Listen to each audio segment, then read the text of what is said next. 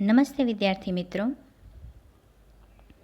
આજે આપણે ચેપ્ટર 6 ભાષા જાય તો સંસ્કૃતિ જાય આ ચેપ્ટર વિશે ભણવાના છીએ. તેના લેખક છે ફાધર વાલેસ અને ફાધર વાલેસનો જન્મ 4/11/1925 રોજ થયેલો છે. આ પાઠના લેખક વિશે ટૂંકમાં પરિચય મેળવીએ. તેમનું પૂરું નામ કાર્લોસ જી વાલેસ. તેમનો જન્મ લાગ્રોનો સ્પેનમાં થયો હતો. એટલે કે સ્પેન દેશ છે ત્યાંનું લાગ્રોનો સ્થળ છે ત્યાં તેમનો જન્મ થયો હતો. એટલે મૂળ વતની એ સ્પેનના છે. ફાધર વાલેસ છે એ સ્પેનના મૂળ વતની છે. અમદાવાદની સેન્ટ ઝેવિયર્સ કોલેજમાં ગણિતના અધ્યાપક તરીકેની કામગીરી કરી હતી. એટલે અમદાવાદમાં પ્રોફેસર તરીકે પણ તેઓ રહ્યા હતા. સદાચાર, વ્યક્તિત્વ ઘડતર, જીવન દર્શન, કોલેજ જીવન, ચારિત્ર્ય યજ્ઞ, સંસ્કાર તીર્થ, લગ્ન સાગર, ગાંધીજી અને નવી પેઢી, ધર્મ મંગલ, સંસાર સાધના વગેરે તેમના મહત્ત્વના નિબંધ સંગ્રહો છે. તેમણે ઘણા બધા નિબંધ સંગ્રહો આપ્યા છે. તેમાં આ બધા તેમના મહત્ત્વના નિબંધો છે.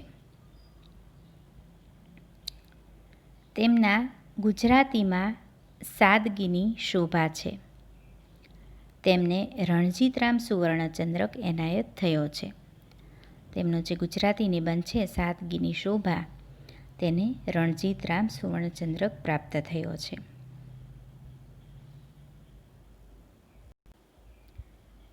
કાકા સાહેબ કાલેલકરની જેમ જેને સવાયા ગુજરાતી કહી શકાય તેવા ફાધર વાલેસ આ નિબંધમાં ગુજરાતી ભાષાનું વાજબી મહત્ત્વ સ્થાપે છે. એટલે તમને ખબર છે મિત્રો, કાકા સાહેબ કાલેલકર છે ને એને સવાયા ગુજરાતીનું ઉપનામ મળેલું છે. તેમણે ગુજરાતી ભાષાની ખૂબ સેવા કરી છે. એટલે અને આ ફાધર વાલેસ છે એને પણ સવાયા ગુજરાતી કહી શકાય તેટલું તેણે સરસ મજાના નિબંધો તેમણે લખ્યા છે અને ગુજરાતી ભાષા છે એનું તેણે મહત્ત્વ કર્યું છે. જ્યારે કોઈ ભાષા લુપ્ત થાય છે ત્યારે એની સાથે તે ભાષા બોલનાર સમાજની સંસ્કૃતિ પણ નષ્ટ થાય છે. એ વાત આ નિબંધમાં દર્શાવાઈ છે. પરદેશમાં રહેનારા ગુજરાતી લોકોના બાળકોને હવે તેમના પપ્પા ગુજરાતી બોલે કે મમ્મી ભારતીય સાડી પહેરે તે ગમતું નથી. એટલે અહીં જે વાત કહેવામાં આવી છે તેમાં કે અત્યારે જે સ્થિતિ છે કેવી છે કે અત્યારના જે બાળકો છે એ પરદેશમાં રહેવા ગયા હોય તો તેના પપ્પા ગુજરાતી બોલે છે કે મમ્મી ભારતીય સાડી પહેરે છે તે બાળકોને ગમતું નથી. લેખક કહે છે કે ભાષાની સાથે સંસ્કૃતિ પણ જાય છે. પરદેશ ખેડવાની સાથે મા બાપનો વિયોગ, કામનો અતિરેક, ઓછું કૌટુંબિક જીવન, લઘુમતીના જોખમ તો છે જ, પરંતુ સંસ્કૃતિનો હ્રાસ થાય છે. હ્રાસ એ સૌથી મોટું જોખમ છે. ભાષા બચશે તો જ સંસ્કૃતિ બચશે. એ વિચારને લેખકે સચોટ રીતે આ નિબંધમાં મૂક્યો છે. આ પાઠ છે એનો સાહિત્ય પ્રકાર શું છે? એ છે નિબંધ. બરાબર.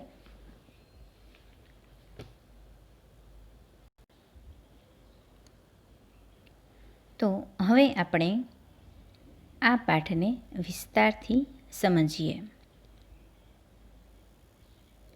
અહીં લેખક એ પોતે જ પોતાના અનુભવો કહે છે.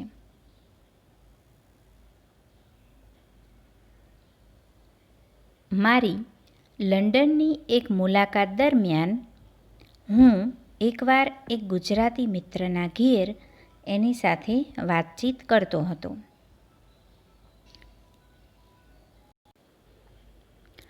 લેખક એકવાર લંડન ગયા છે, તો ત્યાં લંડનની એક મુલાકાત દરમિયાન, એટલે લંડનની જ્યારે એકવાર તેણે મુલાકાત લીધી તે સમયગાળામાં તે એકવાર એક તેના ગુજરાતી મિત્ર હતા તેના ઘરે તેની સાથે વાતચીત કરતા હતા.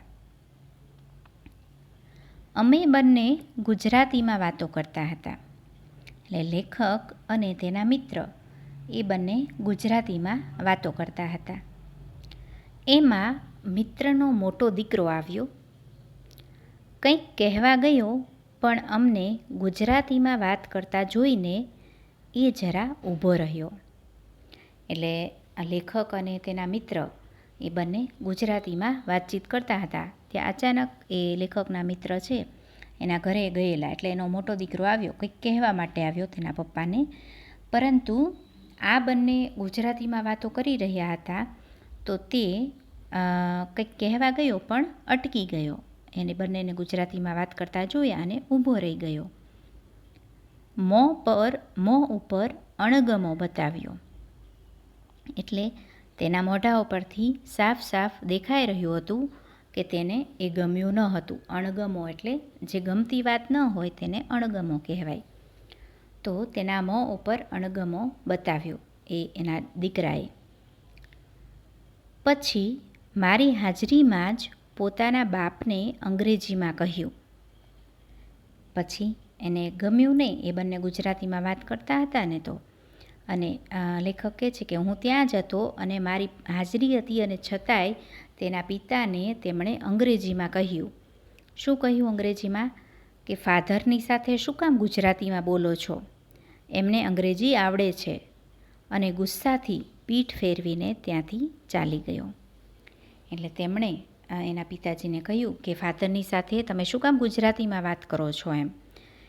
તેમને અંગ્રેજી આવડે છે તો અંગ્રેજીમાં વાત કરો ને, એમ કરી અને ગુસ્સાથી એ પીઠ ફેરવી અને ત્યાંથી ચાલી ગયો. એટલે અહીં તમે જોઈ શકો છો કે ગુજરાતી પરિવાર જે વિદેશમાં સ્થાયી થયેલો છે, એટલે કે વિદેશમાં જે રહે છે, તેને પોતાના મમ્મી પપ્પા ગુજરાતીમાં બોલે છે તે પણ ગમતું નથી. એટલે કે ગુજરાતી ભાષાનો ધીરે ધીરે હવે નાશ થતો જાય છે. એ અહીં આપણને પહેલાં જ પેરેગ્રાફમાં જોવા મળે છે, અને તેનાથી લેખકને પણ ખૂબ દુઃખ થાય છે. બીજા ઘરમાં અમે બધા બહાર જવા માટે તૈયાર થતા હતા. આ થયો એક પ્રસંગ. અને હવે એક બીજો પ્રસંગ કહે છે કે બીજું ઘર, જ્યારે લંડન ગયા ત્યારે એના બધા મિત્રોના ઘરે અલગ અલગ ઘરે એ બેસવા માટે જતા હતા. તો એક ઘરમાં આવો બનાવ બન્યો, અને હવે બીજા ઘરની વાત કરે છે કે બીજા ઘરમાં અમે બધા બહાર જવા માટે તૈયાર થતા હતા. એટલે બહાર ફરવા જવું હતું, એટલે બધા તૈયાર થતા હતા. ક્યાંક ફરવા જવાનો કાર્યક્રમ હતો. એટલે એ બધાએ નક્કી કર્યું હતું કે આપણે બધા સાથે મળ્યા છીએ તો આપણે ક્યાંક બહાર ફરવા જઈએ. એમની મમ્મી આવી. એટલે જેના ઘરે હતા તો તેની મમ્મી આવી. એણે એક સુંદર સાડી પહેરેલી હતી. એટલે મમ્મી હતી, એણે બહાર ફરવા જવાનું હતું, એટલે એણે સુંદર સાડી પહેરી હતી. મોટો છોકરો એની પાસે ગયો અને લાડ અને ફરિયાદના મિશ્ર અવાજે બોલ્યો, મમ્મી, સાડી ન પહેરે તો ન ચાલે. તું સાડી પહેરે એ મને બિલકુલ ગમતું નથી. જરા ડ્રેસ બદલી આવો ને. એટલે જુઓ, તમે અહીં જોઈ શકો છો કે વિદેશમાં જવાની સાથે સાથે ભાષા તો જાય જ છે, પરંતુ તેના પોશાક, એટલે જે વસ્ત્રો, જે આપણે ગુજરાતી વસ્ત્રો છે, એ પણ તેના બાળકો જે પછી ત્યાં રહેવા લાગે છે તેને ગમતા નથી. તો અહીં જે ઘરમાંથી બહાર જવાનો પ્રોગ્રામ થયો હતો, તો એ ઘરમાં જે એક દીકરો હતો અને એના મમ્મી, તો એના મમ્મીએ ગુજરાતી સાડી, સુંદર મજાની સાડી પહેરી. તો એના છોકરાએ તેને એની પાસે ગયો અને લાડ પણ કરતાં કરતાં અને ફરિયાદ પણ કરી. એટલે બંનેનો મિશ્ર અવાજે એને કહ્યું એની મમ્મીને કે તું સાડી ન પહેરે તો ન ચાલે, આપણે બહાર જઈએ છીએ તો સાડીના બદલે તું ડ્રેસ પહેરે એમ. તું સાડી પહેરે છે ને એ મને બિલકુલ ગમતું નથી, એટલે જરા ડ્રેસ બદલી આવો ને, એના મમ્મીને એ છોકરાએ કહ્યું. અને મમ્મીએ એને પંપાળ્યો અને મારી તરફ દુઃખદ નજરે જોયું અને સાડી તો નહીં બદલી. એટલે તેની જે એ લેખક એના ઘરે ગયા હતા તો એની મમ્મીએ સાડી તો ન બદલી, પરંતુ એકદમ દુઃખદ નજરે, એટલે એને દુઃખ થયું કે અત્યારના જે છોકરા જે છે એને આપણે સાડી પહેરીએ એ પણ ગમતું નથી. તો એની મમ્મીએ તેના પાછળ પીઠ પર હાથ ફેરવો, એટલે કે પંપાળ્યો અને લેખકની સામે એકદમ દુઃખી નજરે જોયું કે એના દીકરાને સાડી નથી ગમતી, પરંતુ સાડી તેણે ન બદલી. હવે આવે છે ત્રીજા ઘરનો પ્રસંગ. આ બે પ્રસંગ જોયા આપણે કે કઈ કઈ રીતે વિદેશમાં આપણી સંસ્કૃતિ છે એ નષ્ટ થતી જાય છે. તો હવે છે આ ત્રીજા ઘરનો પ્રસંગ. ત્રીજા એક ઘરમાં બહેનોનું મિલન હતું. એટલે બધી બહેનો છે એનું એક મિલન ગોઠવેલું એમ. આપણે સ્નેહ મિલન કહીએ ને, કે બધા જ્યાં એક સાથે મળીએ. તો એ ઘરમાં બધી બહેનોનું મિલન હતું. એની શરૂઆત પ્રાર્થનાથી કરવાની હતી. એટલે શરૂઆત છે એ પ્રાર્થના ગાઈને કરવાની હતી. તો મેં સૂચવ્યું હતું કે અસત્યો માહેથી પ્રાર્થના સૌ બોલીએ.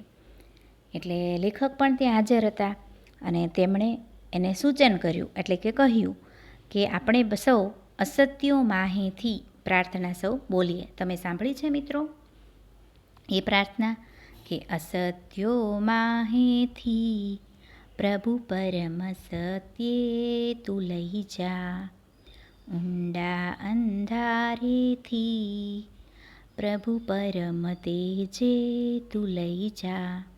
આવી સરસ મજાની આ પ્રાર્થના છે. તો અહીં લેખક આ બધી બહેનો જે મળી હતી અને પ્રાર્થનાની શરૂઆત કરવાની હતી, તો એમણે પ્રાર્થના બોલવા માટે આ પ્રાર્થના સૂચવી કે અસત્યો માહેથી પ્રાર્થના સૌ બોલીએ. પણ યુવાન લોકોમાં કોઈને એ પ્રાર્થના મોઢે ન હતી. એટલે કે ત્યાં જે યુવાન લોકો બેઠા હતા તેમાંથી કોઈને એ પ્રાર્થના મોઢે ન હતી. લેખકે તો કહ્યું કે ચાલો આપણે અસત્યો માહેથી પ્રાર્થના બોલીએ, પરંતુ કોઈને પણ મોઢે નહોતી, એટલે જોયા વિના બોલતા નહોતી આવડતી એમ, યાદ નહોતી. સંકોચ તો ન હતો, પણ આવડતી જ ન હતી. એટલે એને નથી આવડતી એનો કંઈ સંકોચ નહોતો, એવું નહોતું એમ. સંકોચ તો ન જ હતો, પણ આવડતી જ ન હતી એમ. પછી બોલે શી રીતે? આવડે તો બોલે ને, કે આટલી ફેમસ પ્રાર્થના છે, આટલી પ્રખ્યાત, તો પણ તેને આવડતી નહોતી એમ. પછી તો એ કઈ રીતે બોલી શકે? છેવટે એક મોટી બહેને શરૂ કરી અને અમે બધાએ ઉપાડી.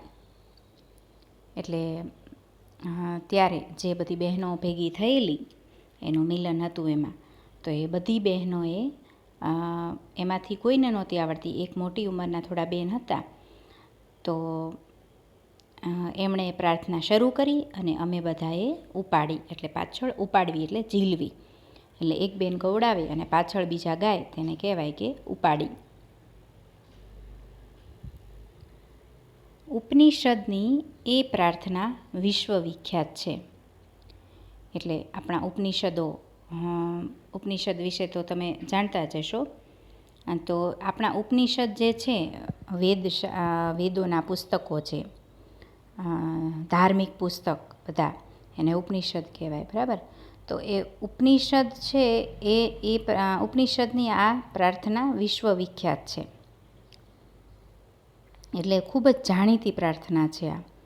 અને દુનિયાના શ્રેષ્ઠ પ્રાર્થના સંગ્રહોમાં એનું અગ્રસ્થાન છે. અગ્રસ્થાન એટલે આગળ પડતું સ્થાન. એટલે આ એટલી બધી વિશ્વવિખ્યાત, એટલે વિશ્વમાં ખ્યાતિ પામેલી, વિશ્વવિખ્યાત એટલે વિશ્વમાં પ્રસિદ્ધ એવી પ્રાર્થના જે છે એ આ દુનિયાના જે મોટામાં મોટા શ્રેષ્ઠ પ્રાર્થના સંગ્રહો હોય જે એકઠા કરેલા, એમાં આ પ્રાર્થના તો હોય જ, એમ તેનું અગ્રસ્થાન છે. એટલે કે તે આ પ્રાર્થનાનું તો આગળ પડતું સ્થાન છે. ગુજરાતની કોઈ પણ સ્કૂલના વિદ્યાર્થીઓને આ પ્રાર્થના મોઢે છે જ અને વિના સંકોચે એ બોલી શકે. એટલે ગુજરાતની કોઈ પણ સ્કૂલ હોય તો ત્યાં આ બધા જ વિદ્યાર્થીઓને આ પ્રાર્થના તો આવડતી જ હોય એમ. કેટલું અભિમાન છે લેખકને પોતાના ગુજરાત પ્રત્યેનું. તો કે છે કે આ પ્રાર્થના તો બધાને મોઢે છે જ અને વિના સંકોચે બોલી શકે. જરા પણ સંકોચ કે શરમ રાખ્યા વગર એ બોલી શકે છે.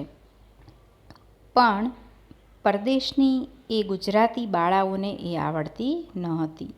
એટલે કે જે પરદેશમાં એટલે વિદેશમાં જે આ ગુજરાતમાંથી જ ગયેલી જે બાલિકાઓ હતી, બાળાઓ હતી, એને એ પ્રાર્થના આવડતી ન હતી. બોલાવીએ તો બોલે પણ પોતાની મેળે ન બોલે. એટલે કોઈ એને બોલાવડાવે કે પોતે એક વાક્ય એક પંક્તિ બોલે ને પાછળથી બોલે, પરંતુ એને મેળે બોલવાની કહીએ તો એને ન આવડે. તો લેખકને આ વાતો જાણી અને ખૂબ દુઃખ થાય છે.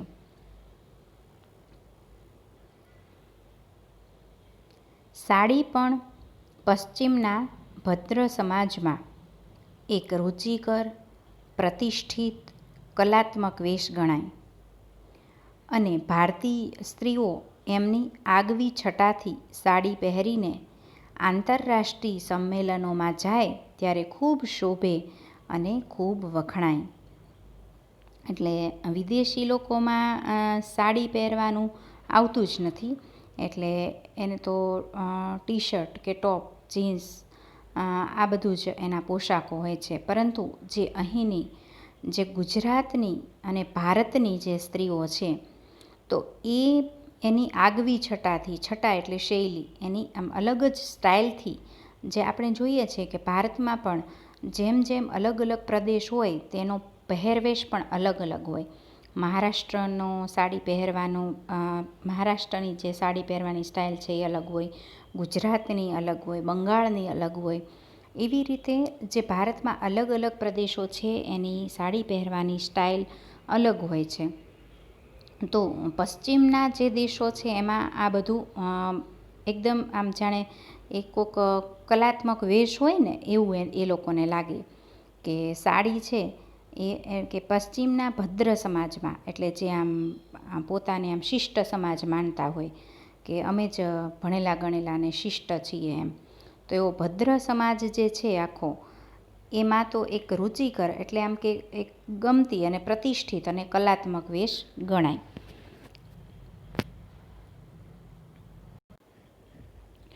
પણ ભારતીય જે સ્ત્રીઓ છે, ભારતની જે સ્ત્રીઓ છે એ કોઈ આંતરરાષ્ટ્રીય સંમેલનોમાં જાય, એટલે કે જે ત્યાં કોઈ એવા દેશ વિદેશથી બધા લોકો આવતા હોય અને એઓનું કોઈ સંમેલન યોજાયું હોય તો ત્યારે જે ભારતની સ્ત્રીઓ ત્યાં જાય તો એ પોતાની જે અલગ જ સ્ટાઇલની સાડી પહેરીને ત્યાં જાય છે ત્યારે એ ખૂબ શોભે છે.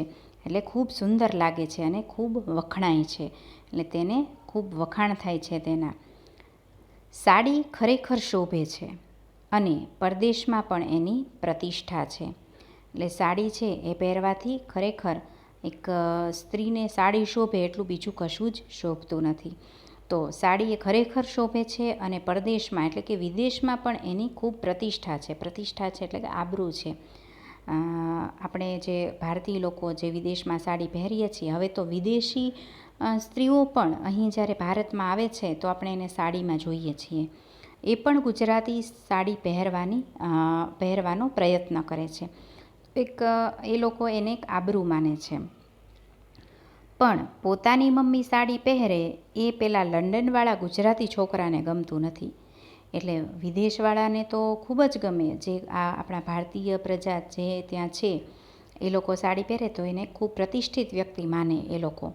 પરંતુ એ જે ગુજરાતનો જ છોકરો છે અને એ લંડનમાં રહે છે તો એને પોતાની મમ્મી સાડી પહેરે ને એ નથી ગમતું. એ એવું વિચારે છે કે અહીંયા વિદેશમાં રહીએ છીએ તો આપણે પણ વિદેશી પોશાક પહેરવો જોઈએ. તો અહીં આપણને ખરેખર શરમ અનુભવવા જેવી બાબત છે કે આપણે અહીં ગુજરાતમાં રહીએ છીએ તો ગુજરાતની પ્રતિષ્ઠા આપણે કરવી જોઈએ. ગુજરાતમાંથી પછી આપણે જ્યાં પણ જઈએ તો ત્યાં પણ આપણા ગુજરાતને હંમેશા ઊંચું રાખવાનો પ્રયત્ન કરવો જોઈએ.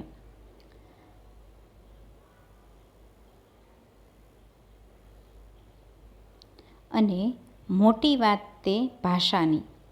આ ઉપરના જે કિસ્સાઓ લેખકે જણાવ્યા કે એકમાં છે એ ભાષાની વાત કરી પહેલા ફકરામાં કે ભાષા એને અંગ્રેજી આવડે છે છતાં એના પપ્પા ગુજરાતીમાં બોલે છે તો એના છોકરાને શરમ અનુભવાય છે. પછી બીજામાં આપણે જોયું તો તેની મમ્મી સાડી પહેરે એ એના દીકરાને ગમતું નથી.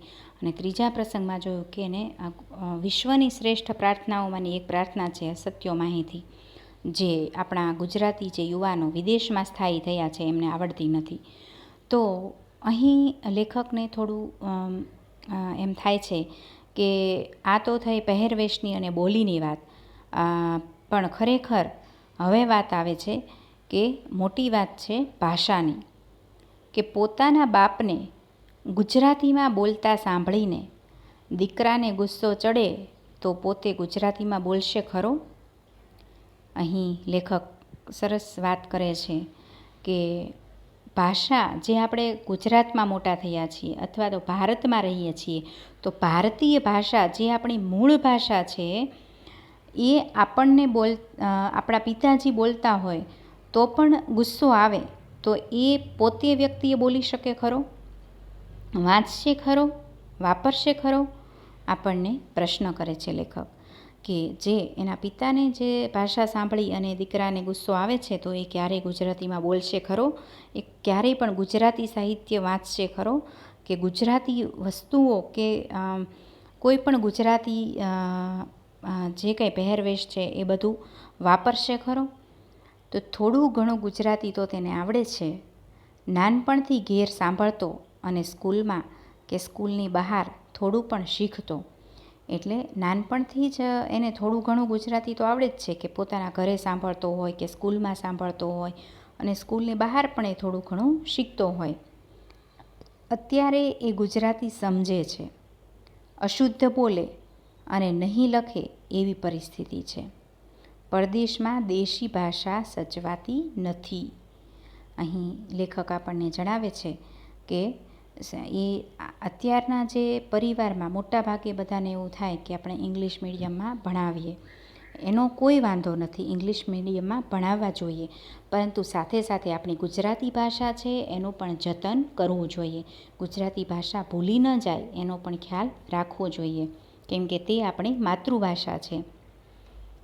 તો નાનપણથી જ આ ઘરે સાંભળતા અને સ્કૂલમાં કે સ્કૂલની બહાર થોડું પણ શીખતા આવ્યા હોય, પરંતુ એ અત્યારે તો થોડું ઘણું ગુજરાતી સમજે છે અને અશુદ્ધ બોલે છે. જે શુદ્ધ ગુજરાતી નથી બોલી શકતા અત્યારના બાળકો જે વિદેશમાં સ્થાયી છે અને ગુજરાતના છે, તો એ અશુદ્ધ ગુજરાતી બોલે છે અને નહીં લખે એવી પરિસ્થિતિ છે.